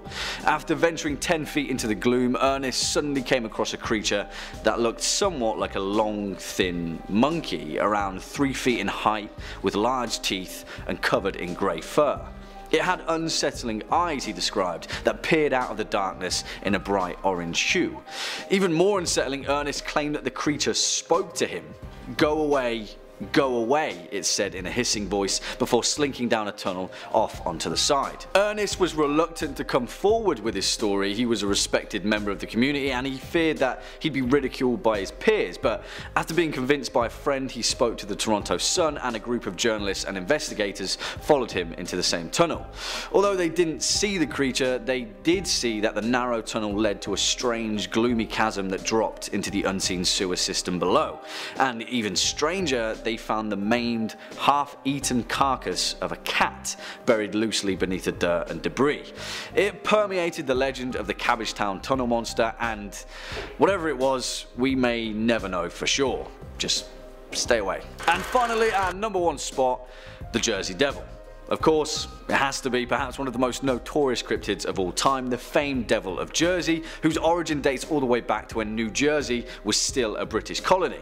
Hundreds upon hundreds of tales have been spawned from the legend of the Jersey Devil, dating from the early 1700s right up to recent times. As the legend goes, Mrs. Jane Leeds came from a poor family who carved out an existence in the bleak pine barrens of Jersey, a rugged place with dense forests, sandy soil and deep swamps. In 1735, Mrs. Leeds discovered that she was pregnant with a 13th child, which is, as they say, unlucky for some. Now, Mrs. Leeds wasn't too keen on giving birth, to say the least, and she claimed to friends and relatives that the devil can take the next one. And that's exactly what he did. When the baby was born, it was monstrous, with a scaly reptilian body, a horse's head, bat's wings and a long forked tail. He spread his wings, shot up out of the chimney and soared out across the pine barrens. The legend of the Jersey Devil was born. Now, whatever you think of this cryptid, truth or urban legend, it's the frequency that the Jersey Devil appears in contemporary folklore that is important. Hundreds of people have reported sightings of a strange bat-like creature with wings and a forked tail, flapping its wings across the pine barrens and cackling into the night. In 1816, Joseph Bonaparte, the brother of Napoleon, reported seeing the creature while hunting game in the woods. In 1840, a respected minister pointed his congregation towards a ghastly creature flapping above his church, and in 1909, literally thousands of people saw the same creature on the same day at the same time at multiple locations. In fact, it got so bad that schools had to close down and people just flat out refused to go outside. And still, to this day, New Jersey natives will warn you to tread carefully in the pine barrens. Number 5. Menangle. Starting off of our list of horrifying cryptids that would have the devil checking underneath his bed is the Menangle, a demonic vampire spirit of the Philippines. Now, there is a good chance that I am horribly mispronouncing that name. My Tagalog ain't quite what it used to be. Just being a big vampire creature would be enough to earn a spot on this list, but the Menangle doesn't settle for just the bare minimum. Oh, no, no, no. This creep turns it up all the way. Listen to me describe this monster and tell me that it wouldn't be out of place in Elden Ring, attacking you in the horrible wastes of Caelid. The Menangle is a humanoid bat creature hybrid. And a quick aside, while I was doing some research for this video, I found it really interesting that nearly every culture has their own variation of a humanoid bat cryptid. There's the Ahul in Indonesia, Kongamato in some African regions, and Bruce Wayne in North America. The Menangle has giant leathery bat wings, which it uses to sweep through the night, grabbing its prey and fleeing off. And we haven't even started talking about the Menangle's namesake and action feature. Its name comes from the Tagalog word tangle, which means to separate, with its full name roughly translating to one who separates itself. Well, whatever does that mean? Well, it's because this nightmare creature can split itself in half, taking to the skies as a disembodied torso with flapping bat wings screeching around. Can you even imagine how soul-stoppingly scary it would be to see a giant bat monster flying around with like its entrails just hanging hanging out for everybody to see, hanging loose like an old man in a gym shower. Its favorite prey is couples, young newlyweds in love, and also people who are sleeping. No respect from this thing. You shouldn't attack sleeping lovers. If you're hearing this and you're locking your doors, a Monangle is said to be thwarted by garlic. Now garlic will thwart it, but not slay it. I'm just glad I eat so much garlic and I'm very repugnant and I'm gonna be alone for the rest of my life, so I have no danger of Monangles. Now, if you want loads more cryptid content, we have got enough to fill up a zoo worth of the creepiest critters ever to crawl through the woods. Not your jam? We got aliens, monsters, movies, true crime, fake crime, and a lot of videos about a big shark. There's a little something to scare everybody. So hit that bell, stay subscribed, and stay scared. And please stay watching this video. I worked hard finding all these cryptids for you. Number 4. Jotagumo. One of you delightful little ghouls in a previous video left a comment suggesting this one for me, and I thank you so much for putting me on the trail of this cryptid. I wouldn't have heard about it before, so shout out to the Phantom Spectator for this one. The Jotagumo is a monster of Japanese folklore that's kind of like a succubus, but with a bit more of an arachnid twist. I can't say the name of what Jotagumo translates to and stay within YouTube guidelines, but just know that it is extremely funny. I will give you a hint. Oldest profession spider. Ask your parents. Jotagumo is considered a yokai, basically a Japanese demon. It's a powerful shapeshifter, maintaining the form of a beautiful young woman to seduce its prey and able to transform into a vicious spider to finish the job off. What's she like to eat? Well, she has more acquired tastes than flies and grasshoppers. The Jotagumo likes young, handsome men who are lonely and looking for love. When in her humanoid form, she'll seduce them, invite them back to her lair, and well, you can probably guess how it goes. The folklore behind Jotagumo is fascinating. In Edo period Japan, spiders were considered to be mythical creatures with alien abilities, which, I mean, come on, totally reasonable. And it was said that the older a spider gets, the more powerful and potent its abilities would become, kind of like a wizard. A Jotagumo is a spider that's lived for hundreds of years to be able to shapeshift, and she doesn't even look a day over 25, not bad. An old folktale tells the story of a woodcutter who fell in love with a woman he met at a waterfall. He visited her every day but grew weaker with each visit. A priest accompanied him one day, and when a spider thread reached out to the woodcutter, the priest yelled, warning the woodcutter that the woman he loved was a dreaded Jotagumo. Already ensnared by her spell, he persisted and ran towards the waterfall, where he was entangled in the web and never seen again. Number 3.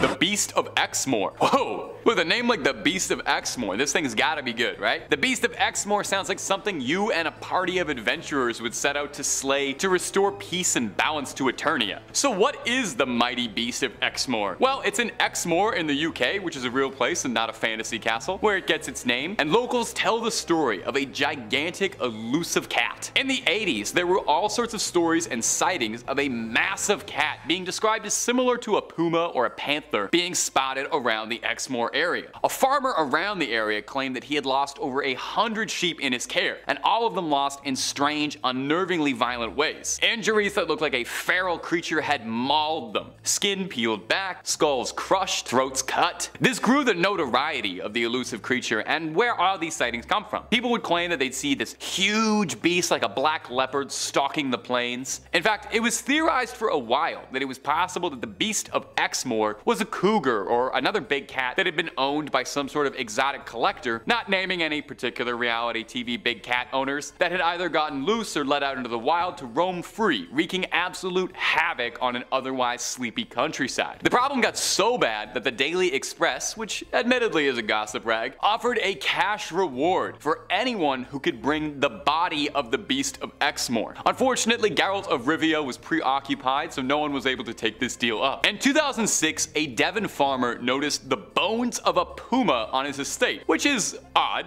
as there are very few pumas roaming the British countryside. There's cougars, yes, there's a lot of cougars in Great Britain and the UK, but I wouldn't consider Catherine Zeta-Jones a threat. So was the bones found the remnants of the Beast of Exmoor, or does this elusive cryptid still stalk the night, attacking sheep? The frustrating thing about hunting a cat cryptid is there's no way it's gonna come when you call it. Best thing you can do is put out a big cardboard box and hope that it'll jump inside that, because it's a cat. Number 2, Goatman. Okay, some of these cryptids have been a little grounded, realistic animals that got loose or whatever. I'm over that. We need one on this list that's just completely out there in every regard, supernatural and wild. So let's discuss the nastiest kid in Maryland, the Goat Man. Now, he might look a bit like Mr. Tumnus, beloved childhood character, but he is not taking you anywhere as nice as Narnia anytime soon, and he sure as heck don't got no Turkish delight for you. He manifests as a half-human, half-goat, a satyr of sorts, and sightings and descriptions describe him as having a goat's head and the body of a man. The legend of the Goat Man started down in Maryland, and is primarily where most of his legends come from, but he's also been sighted around Louisiana and Texas as well. We love a goat man that's well-traveled. Goats have been figures in myths and folklore for generations, with goats thought to be associated with Satan and demons, but the Goat Man himself is all Maryland. Depending on who's telling the story, he's just a supernatural entity that wanders the woods, or maybe he's a former goat farmer who became deranged after losing one too many goats and he's a madman in a costume. If that origin leaves a little bit to be desired, he's also got a fantastic comic book bad guy origin story where he's the product of a science experiment gone wrong to,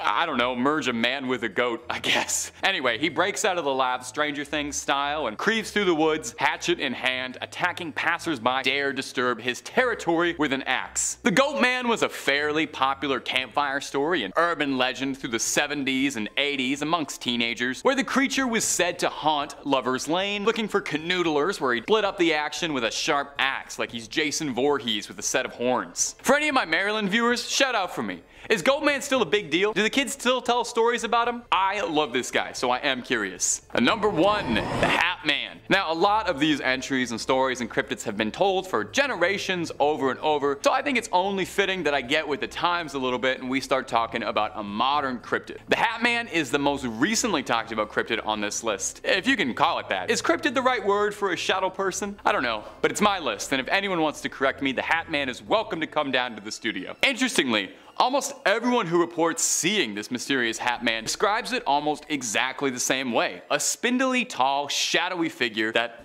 is wearing a hat, hence the name. Some people see a top hat, some see an old, like, newsman's fedora. Everyone says his attire is out of date by a century or two, so no new era fitted on this guy. You can't see his face at all, just shadows, and the only thing you can make out are his dead, pinprick eyes, shining red in contrast to the darkness of the rest of his physique. And he is watching you. Now, what does the Hat Man do besides checking in on you at night? People who report seeing him appear to be people who are suffering from sleep paralysis or insomnia, and most sightings or reports describe him as being benign, if not terrifying. Watching you, studying you, what have you. There are some, however, who claim that he's not just a visitor and he's a little more sinister than that. Some people tell stories of getting an appearance from the Hat Man and feeling choked or burning sensations on their scalps or chest, or just feeling like a general overwhelming terror and nausea, which I think is totally reasonable if there was a shadow demon in the corner of my room watching me. Now, some people who've seen him claim that he feeds off your emotions, and that the people who are visited by the Hat Man are those who are already struggling with something like great stress or mental illness, which is probably definitely not made better by a shadow demon. Sometimes people in the same family claim that they can see him. So what's he doing? Is he targeting specific people, or is it certain emotions that he hungers about? Thinking about him already is enough to make my hair stand on end and squint at the coat rack in my room when I turn the lights off. I think I'm gonna sleep with just the lights on tonight, just to like be safe and make sure my cats don't bump into anything or anything. Number 5,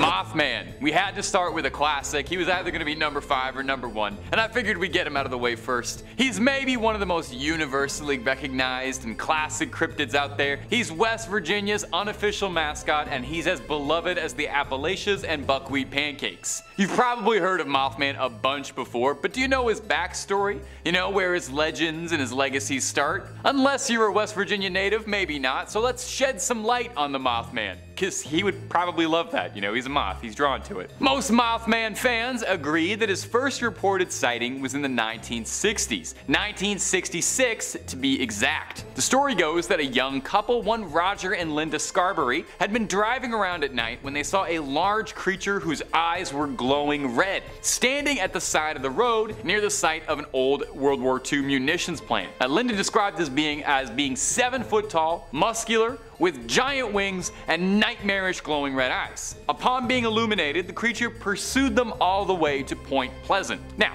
one isolated sighting does not make a cryptid legend, so it was probably the repeated sightings that propelled our favorite moth into legend status. For the next few weeks, Virginians kept reporting sightings of a bizarre, large bird-like creature with glowing red eyes. On December 15th, 1967, the Silver Bridge in West Virginia collapsed, with several locals conspiring that the Mothman was involved and could be seen flying away from the crime scene. I always thought he was benevolent, just like a fun, I don't know, guy. I didn't know he did stuff like that. This is unwelcome news. Maybe it's just because we all like the idea of him so much. He does look weirdly cuddly, but Mothman is an absolutely beloved figure to West Virginia and cryptid fans all over. He's kind of larger than life, and it's easy to forget that the first initial sightings and reports of him was that he was a paranormal threat intent on harming humans, considering just how adorable he is now. He's got movies, stuffed toys, and even a festival in his hometown dedicated to celebrating our favorite freak. And if you're looking for more stories of freaks of nature, or the nature of freaks, stories too good to be true and stories too true to be good, well, we've got all of that and then some on Top 5 Scary. Click through, I guarantee you'll find something you like, and then subscribe and stay scared if you do. But hey, keep watching this video first, because we got way more cryptids to get through before we hit the credits. Let's keep going. Number 4, the Rougarou. Oh, that is so fun to say. Say that at home with me around. Rougarou. Oh, rolls off the tongue. Our next entry takes us deep into the swamps of Louisiana. Deep beneath the brush of the bayou, amidst all the flies, crawfish, toads, and gators, lies something sinister in the sunshiny Pelican State. Alright, I'll knock that off. I won't do that for the rest of the video. I won't torture you. The Rougarou is a centuries-old cryptid, a more Cajun answer to the werewolf. The name Rougarou actually is a direct link from the French word for werewolf, loup-garou, shifting over time. If you L to an R if you can hear it there, I don't know. My accent's not great. The history of the Rougarou can vary greatly, with differing legends and conflicting fables telling different stories of the beast's origins or motives, but it can all be traced all the way back to medieval France. Back in those days, a lot could go wrong. Lost crops, your livestock goes missing, your children go missing, your house burns down, all your investments in cryptocurrency go up in smoke, and all your apes get stolen. Any number of terrible things could happen to a French medieval peasant. And when that would happen, instead of cursing out or lashing out at the sky, you would blame the Rougarou for your troubles. It's very easy to pin all your problems on an imaginary werewolf. I do that all the time. I stub my toe, I curse out a werewolf. Villages would capture people who they believed to be acting strangely, or even sometimes just somebody who lived out in the woods, and pin all the blame on the village's problems on them for being a werewolf. So unfair, the discrimination werewolves receive. This tradition of blaming an invisible werewolf for your problems led to the Rougarou becoming a fixture in legends passed down from French Catholics, mostly about behaving. Stories would be told of how if you didn't behave, you didn't follow your parents' rules, the Rougarou would come and he'd snatch you from your bed in the middle of the night and carry you off in the woods. Or sometimes he's like a very Catholic monster. If you didn't adhere to the rules of Lent every year, your sinful ways would see you transforming into a Rougarou. So it's a Catholic werewolf born out of naughty behavior instead of being bit by one. How exactly someone like transforms into a Rougarou is not made super clear, like if it only happens on full moons or if it's a one and done kind of thing and then you're a furry for life. All that's known is that the Rougarou is a deadly creature of the night, stalking the swamps, giving pause to travelers who dare explore the bayou late at night. But hey, so long as you mind your P's and Q's and you promise to give up whatever you said you would for Lent, you and the Rougarou should be headed in different directions. Hopefully. Number 3, Skinwalkers. This one is a very popular cryptid online, and you've probably heard a great deal about them before if you're a fan of this kind of thing. But the term does kind of get thrown around a lot and ends up describing all sorts of things that might not be super accurate. So let's take a look at examining some of the history of the legend and where it stems from. Skinwalkers are apparently like really viral on TikTok. I wouldn't know, I gotta be honest, I try to really limit how much time I'm on that. The Skinwalker is a creature of Navajo legend where it's referred to as a Yi Naldushi, and please forgive me if that's pronounced incorrectly. It translates to, by means of it, it goes on all fours, referring to their tendency to walk like an animal. Navajo witches and skinwalkers go against traditional Navajo values and are seen as the antithesis of their core beliefs. As well, it's worth adding, legends of skinwalkers and Navajo witches are not particularly well known or well told outside of indigenous communities, and some indigenous advocates and groups are not the biggest fan of their folklore and cultural history being made into fodder for ghost stories. Animals commonly associated with skinwalkers are coyotes, wolves, foxes, eagles, owls, or crows, but skinwalkers are said to be able to have the power to assume the form of any animal they see fit. Now, a variation of the legend surrounding the creature is that they're able to extend this ability to taking the face of a human victim, which is extremely scary. Some legends say that skinwalkers gain power from a victim's fear, and that they prey on those who are afraid. And some state that looking into the eyes of one will cause your body to seize up, overtaken by the fear, where it will then attack you. On TikTok, as I've come to understand from some very intensive research, and definitely not just goofing off at my desk watching TikToks of cats falling down on my phone, is that skinwalkers are popularly thought to be a creature imitating humans or animals and doing a poor job of it. Which case, if that is true, the likelihood of me being a skinwalker? Sky high. Number 2, Mongolian Deathworm. Our next entry is a cryptid whose name really says it all. If you ever hear something get described as a Mongolian deathworm, you have to figure that is probably not the friendliest form of life out there. For starters, it sounds like it would be way more at home in the dunes of Arrakis than it would be on our Earth. That one's for my Frank Herbert heads out there. The creature is also called Ogoi Korkoi, which translates to large intestine worm, which is, that's just lovely. Appetizing. It allegedly lives in the Gobi Desert, has been evading hunters since the 20s when it first rose to prominence. A paleontologist and author going by the name of Roy Chapman Andrew recounted a story he'd heard at a gathering with several Mongolian officials, where they all talked of the worm at great length. Now, no one among them could claim to have actually seen it, but everyone firmly believed in its existence. In this book, he describes the worm as being about 2 feet long, with no head or limbs to speak of, and has such poisonous skin that direct contact is enough to have you buying the farm. It's described as well as having a sprayable venom and an electric discharge. You should probably see a doctor for that. It burrows underground, only coming up to the surface to hunt and eat, presumably. In 1990, Czechoslovakian cryptozoologist, and wow, that's a mouthful, Ivan Mackerel led a team to try and find the creature in the Gobi Desert. This I love so much because Dune is my favorite book. They use the same technique that the Fremen of Arrakis use to try and find these worms that the Fremen used to deal with the sandworms. They used a rhythmic thumping made from a motor-driven thumper to try and summon the creature out of possible hiding spots. They never found the fabled worm, and that's because they weren't taking spice, so they couldn't see properly. So either it was just a dream, or the thing is very, very good at hiding. And I think with a little work, that could make a fun expression. Oh, it's as hard as trying to find a worm in a desert. We'll workshop it. Number 1, Gashadokuro. And our final entry is gonna come from Japan, and as a fabled mythological creature, and may I just say, is one of my favorite mythical monsters I've read about in a while. As soon as I was reading about this thing, I started texting my friends. I was so excited about it. This thing is a real-life Dark Souls boss fight. Maybe I'm outing myself as way too much of a nerd here, but this thing is where the inspiration for High Lord Wolnir and Grave Lord Nito of Dark Souls fame came from. I couldn't resist throwing it out there. Sorry, guys. Formed from tens of thousands of bones of fallen soldiers, the Gashadokuro is a massive titan of a beast, a gigantic skyscraper-sized skeleton. Is that not the coolest thing you've ever heard? A giant which wanders around the countryside during the darkest hours of the night. Their teeth chatter and their bones rattle, which is why the translation for their name translates loosely to rattling skull. You'd have to imagine though, you would probably hear this thing chattering its teeth from a few hundred miles away. You'd hear it in the next town over. It's said that the Gashadokuro is born when mass amounts of soldiers die on the same battlefield. Their bodies rot in the fields, and they don't receive proper funerary rites. As such, their souls are filled with torment as their bodies lay face down in the muck, and that malice permeates their bones, causing them to twist and mend into unnatural ways, clumping together to eventually form the humongous skeletal monster of a boss fight, the Gashadokuro. Now,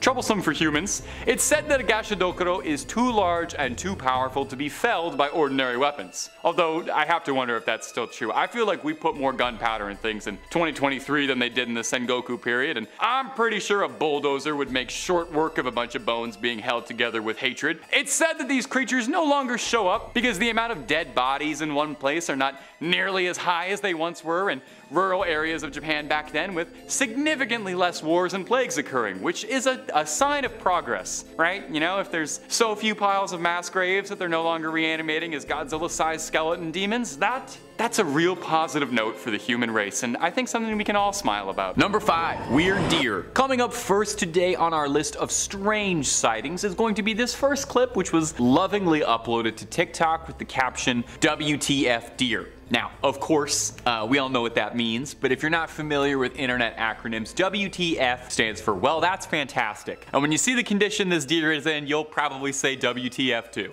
In the clip, we can see a deer getting the heck out of Dodge, scampering out of the woods like somebody just flatlined Bambi's mom. It looks frightened, as if it knows something is up. Well, not even a few seconds after we're introduced to our deer, whatever has this deer so scared that it's causing to freeze up like a deer in headlights, a second deer comes running out with a head that's twisted every wrong way. The thing is checking its rear views while also looking forward. The snarled deer then charges forward into the night, hopefully to never be seen again. Now, when this was uploaded, the intent was that this was a skinwalker caught on camera. Skinwalkers, of course, being Dene or Navajo shamans who have been cast out of society for their practice of black magic and unsavory communion with spirits. They're outcasts from society, exiles. And they're traditionally said to be able to take the form of animals if they wish.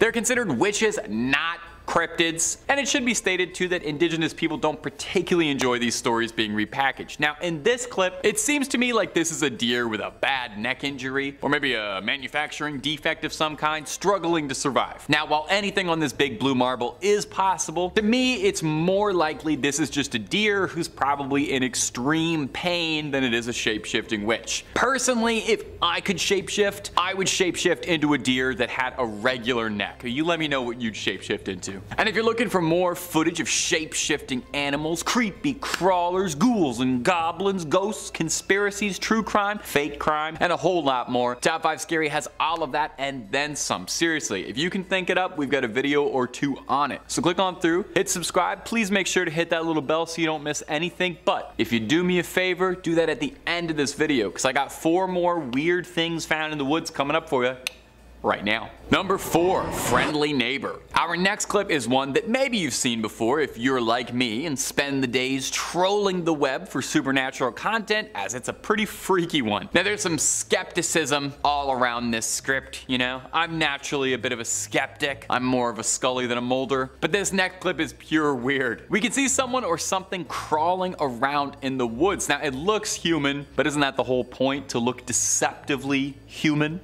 Well, whatever this humanoid is, we get an up-close and personal look at this thing crawling in an extremely comfortable way that doesn't look human. Humanoid moves like a zombie, moving like a puppet with tangled strings. Now, I would think a shapeshifter, if they got caught by someone, would transform into a wolf or a cougar or maybe a hawk and get on out of there, right? And maybe we're catching this creature at a bad time, mid-transformation, as we see the humanoid attempt to build up a bit of momentum by getting down on all fours and trying to accelerate forward. Now, I do feel like I have to address the elephant in the room here. I don't want to talk down to you or play ignorant. Now, this could be a shape-shifting witch of legend, but we should also address the very real possibility that this clip of someone shirtless walking around on all fours behaving extremely odd in what looks to be a backwoods part of Virginia, maybe. This could very easily be someone on substances, or all of the substances, entirely possible by the way that little walk is going.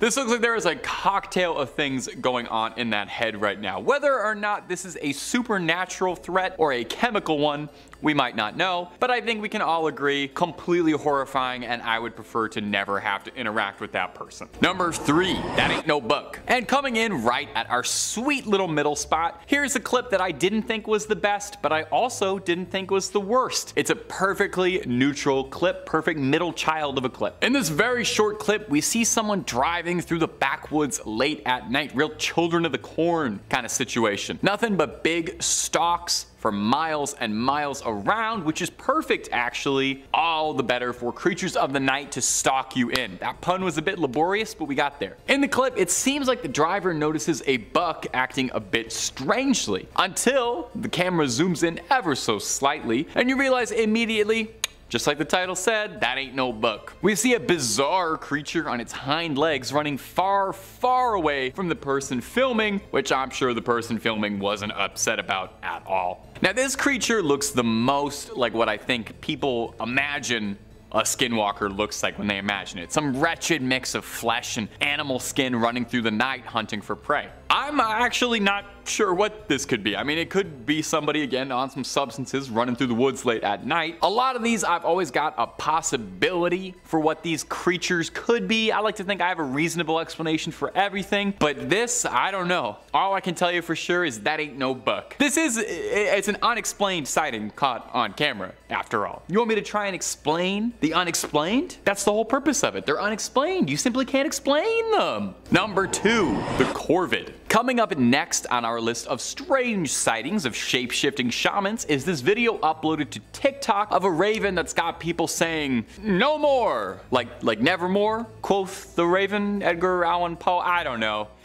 Sometimes I'm struggling for jokes. It was uploaded to TikTok by user Lindsay Ivan, and I don't know, something about her, she seems familiar, like I've heard her name before. Anyway, in the video we get an up-close and beautiful personal view of a beautiful raven with a very unnerving voice. It sounds as if it's got the voice of a human. Now, skinwalkers are said to be shape-shifting witches who can take the form of any animal they please and can mimic many voices. So is that what's happening here? Is that what this footage is? You sure that's why? Well, this next video I wanted to include solely because I wanted to debunk it, 1, and 2, take it as a small window of education for something I am very passionate about. Ravens are corvids, birds that are known for having hooked beaks and bristly feathers. They're usually black, although the blue jay is a very famous notable exception. Crows, ravens, magpies, jackdaws, jays, these are all corvids. Now, what makes corvids so interesting, and one of my favorite kind of birds out there ever, is they are unbelievably intelligent, with many ornithologists suggesting that ravens and crows, not only the smartest birds on the planet, but very well maybe like top 5 smartest animals out there. Among crows and ravens' many parlor tricks is that they're able to remember human faces. They understand the concept of causality. A raven understands what cause and effect is. Ravens can count, they've been shown making tools, they give gifts,